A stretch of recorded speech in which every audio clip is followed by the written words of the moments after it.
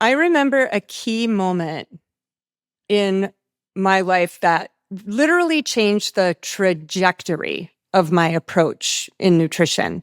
And it was first really about the microbiome. I was driving, listening to NPR, and there happened to be this series on the microbiome. And they were interviewing this scientist from UCLA, and he was talking about the research he was doing on the microbiome and how bacteria in the gut were speaking to the brain. And it had an impact not only on mood, uh, our ability to calm anxiety, but also really shaped the development of the brain.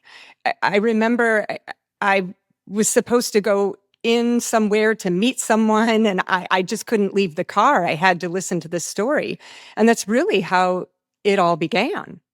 After listening to that, I was just so excited. I went home. I did so much research on PubMed. I'm like looking up all these studies, like, where is this? I've never heard anything like this. And that's when I found actually the biggest research project was right in San Diego at UCSD. It was called the Gut Project, the Great American Gut Project, something of that nature by Dr. Knight, and really led me to just studying its effect on mental health. And then that led to also its effect on the immune system, skin issues, chronic disease. And it was connecting to everything and explaining really the root causes of a lot of this. But then there came another moment in my life, another, I would say, pivot, a time I had to pivot. And that was my son. My son, when he was a toddler, it just woke me up. Like, he is just like me. What's going on here? Like, I was finally able to see things that were not really things that I created myself, in myself. A lot was genetic also. So I was feeling this confusion of, okay, there's genetics, there's the microbiome, and then my own health, having migraines, really suffered from incredible, terrible migraines, I would say up to 50% of my life once I had children.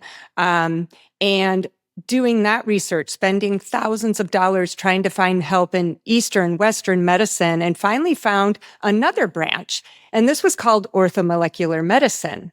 And what orthomolecular medicine is it's a study of how nutrition supplementation can really help balance out your genetics.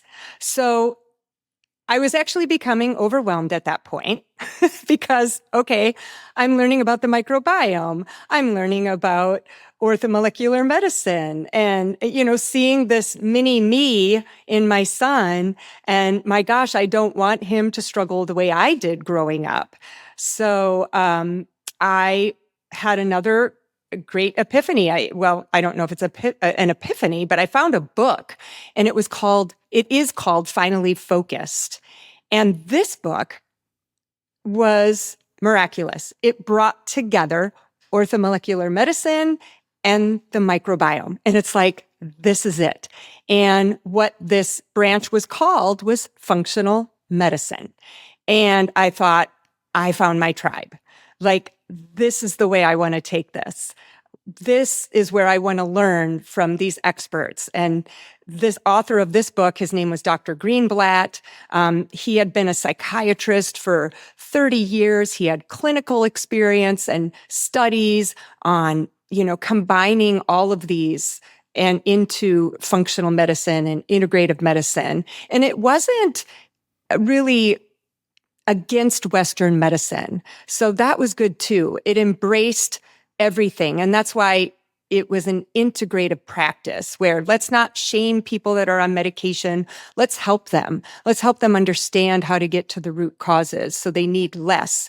Or let's help those to look at really nutrition lifestyle, all these different things, supplement any deficiencies they have before we turn to medication, especially when they're young, because so many kids these days are starting medication in elementary school. And we really want to provide the support that is really needed by the body. And again, it's not to say we can't use medication here and there, and we can't live without Western medicine, especially for acute care. They've saved our lives. So we need to learn to come together on this.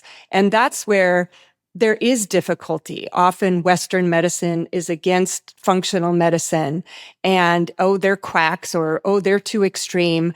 It's become political, right? So we need to blend this approach and really provide a better foundation, especially for kids. So once I studied functional medicine, I would say for at least 3 years or more, 4 years, online classes, research on my own. I'm trying to apply this into my practice. And at the time, I'm mostly treating eating disorders. And with eating disorders, no matter what the type of eating disorder, you have these comorbidities. You have a lot of anxiety, depression, often ADHD, addiction. And I felt deep down like this is what we need to look at more, not just, okay, let's make sure you're eating enough. And yes, that is the most important thing. We do want to heal the person, re-nourish them, make sure they're eating enough. But then in working on their relationship with food, it really is not about weight. And we need to really live that. It really, what is the positive relationship with food or the appropriate relationship with food? And really that can come down to the microbiome. That quality of food matters. It doesn't have to be perfect, but it really matters. And you need to be in tune with how food makes you feel, not emotionally, but although mental health is affected, but it also physically, because all of these symptoms come up in my clients. And so there was a little bit of conflict there because in the eating disorder world, all food is good. And we do want to continue a message that food doesn't need to be perfect, but we do want to be mindful of the quality so that we feel better. But we still can have these foods that may not be as good for the microbiome, but we know how to have them in smaller quantities, less often. But really, it's a tricky area. It doesn't happen in the beginning of treatment, but it definitely happens in those later stages that they need to learn about the microbiome.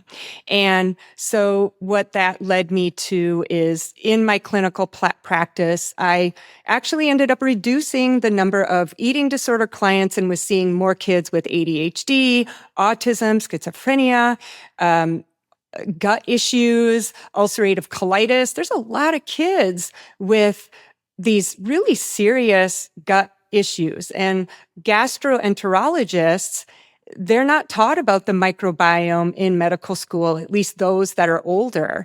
And some are going back to school to learn this, but they aren't aware of that. And they feel so much is genetic that they just give them medication, immunosuppressants, and they tell them, well, diet doesn't make a difference. I've literally had within the year, teenagers coming to me, well, the doctor said food doesn't make a difference. It's like, well, yes, it does, even if it is genetic. And this poor kid wasn't even going to school because his symptoms were so bad and was losing a lot of weight. So it's just, so all of this was getting me worked up. And I knew this message had to get out to everyone, not just seeing one person at a time.